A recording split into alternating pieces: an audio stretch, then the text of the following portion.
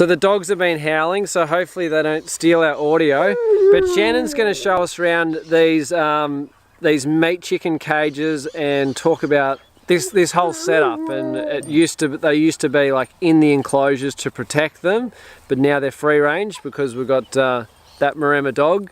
So tell us about what we've got here. So how many chickens we got? All right, we've got about 180 chooks here, and like you said, that they were in these portable, what you call Joel Salatin pens, where we'd move them once a day onto fresh pasture, away from their manure, and they'd mow down the grass, fertilise it, and then move on.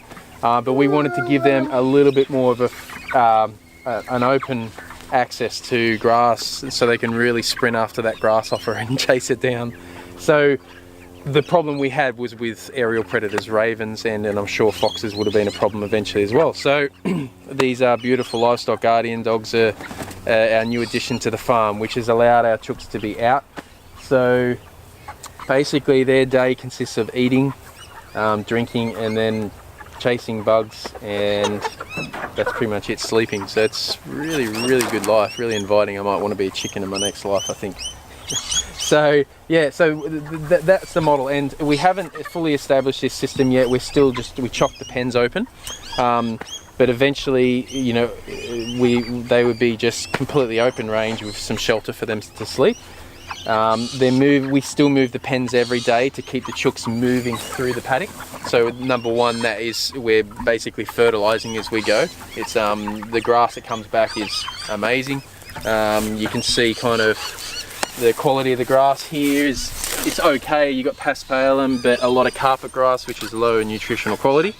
In the exact same paddock, if I can take you over here, when we had the last 3 or 4 batches of chooks, they came up this strip right up against this fence here, and so now you're walking into the area where the chooks have been. And so exactly the same pasture, it was carpet grass, which is not the best nutrition, and then you have a look at what's come back from where the chooks have been. So an amazing fertilizer program that is not a liability. They're actually an asset, but they're a fertilizing program as well. So it's really, really exciting when you actually use animals to do the work on the farm instead of machines, and that's a part of our principle here. So yeah, this is the awesome pasture. It comes back, and then our cattle are due to come through here and mow this down again. So that's the model.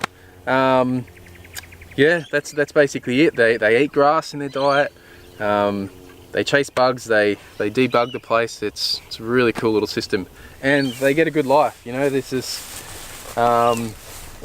what if we could farm in a way that respected the animal, respected the land, and respected consumers and customers, and didn't treat them like crap? What would that be like if we could actually farm in that way? And there's so many farmers around Australia and around the world that are doing this, and it's so possible. And so we're only just getting started. You know, we're in our 2nd year, and we are cash flow positive, and we are in the black.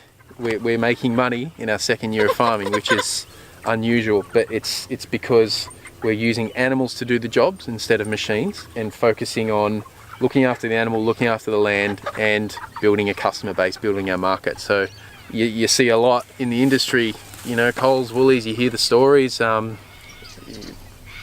There's disrespect to customers. They're not treated well, and I think as farmers we need to be respecting our customers and consumers. They're the people that are keeping us afloat, and they're smarter than you think. So yeah, that's one of our big philosophies, is the way we want to farm is we want to give these guys a good life. The way we want to farm is we don't want to erode our soil, we don't want to till our soil, we don't want dust baths, we want healthy landscapes with wildlife, biodiversity, and we want a customer base where they're respected and they're getting access to really good quality food. So yeah, that's basically our model. Respect all those 3: animals, the land, and our consumers as well. So yeah, that's it. This is us. This is Meat Chickens on Full Circle Farm.